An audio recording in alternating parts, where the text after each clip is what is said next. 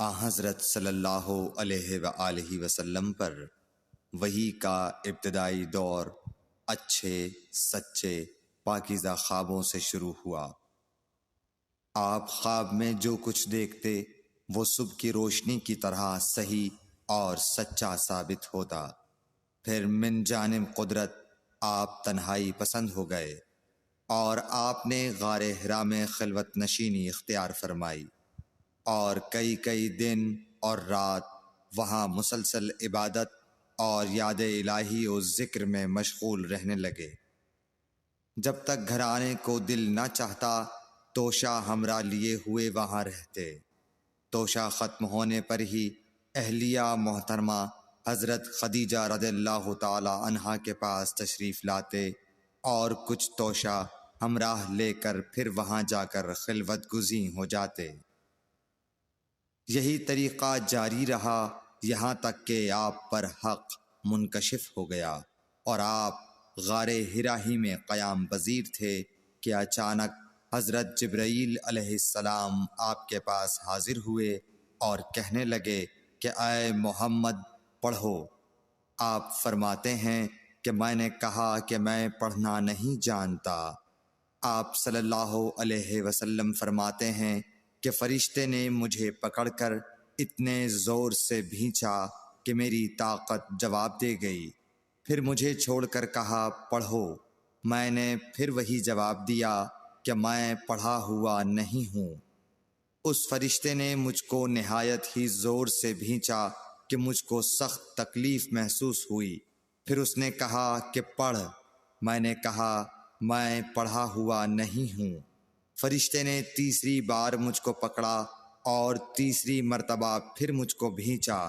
پھر مجھے چھوڑ دیا اور کہنے لگا کہ پڑھو اپنے رب کے نام کی مدد سے جس نے پیدا کیا اور انسان کو خون کی پھٹکی سے بنایا۔ پڑھو اور آپ کا رب بہت ہی مہربانیاں کرنے والا ہے۔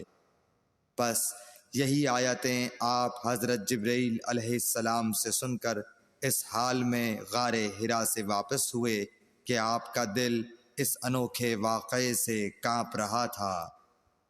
آپ حضرت خدیجہ کے ہاں تشریف لائے اور فرمایا کہ مجھے کمبل اوڑھا دو، مجھے کمبل اوڑھا دو۔ لوگوں نے آپ کو کمبل اوڑھا دیا۔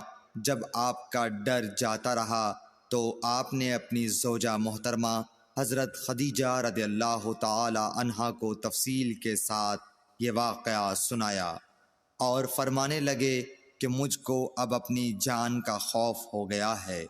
آپ کی اہلیہ محترمہ حضرت خدیجہ رضی اللہ تعالی عنہا نے آپ کی ڈھارس بندھائی اور کہا کہ آپ کا خیال صحیح نہیں ہے۔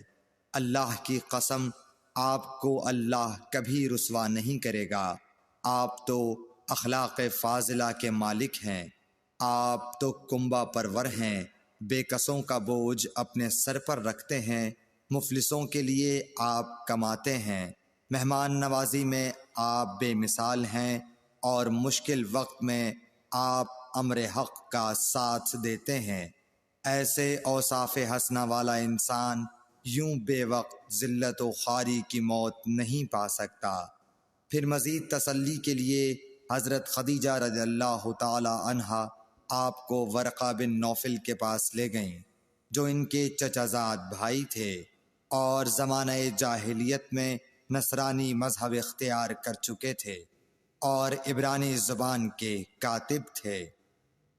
چنانچہ انجیل کو بھی حسب منشائے خداوندی عبرانی زبان میں لکھا کرتے تھے۔ انجیل سریانی زبان میں نازل ہوئی تھی، پھر اس کا ترجمہ عبرانی زبان میں ہوا۔ ورقہ اسی کو لکھتے تھے۔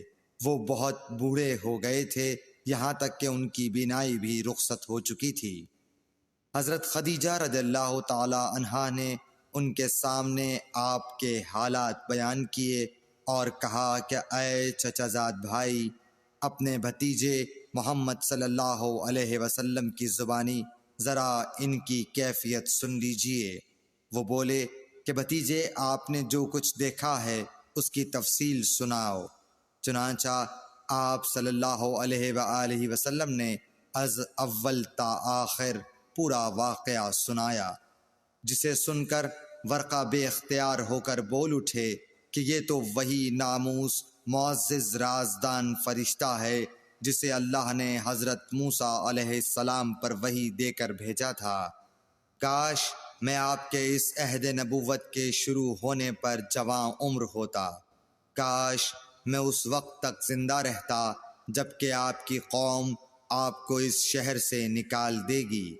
رسول کریم صلی اللہ علیہ وآلہ وسلم نے یہ سن کر تعجب سے پوچھا کہ کیا وہ لوگ مجھ کو نکال دیں گے، حالانکہ میں تو ان میں صادق و امین و مقبول ہوں۔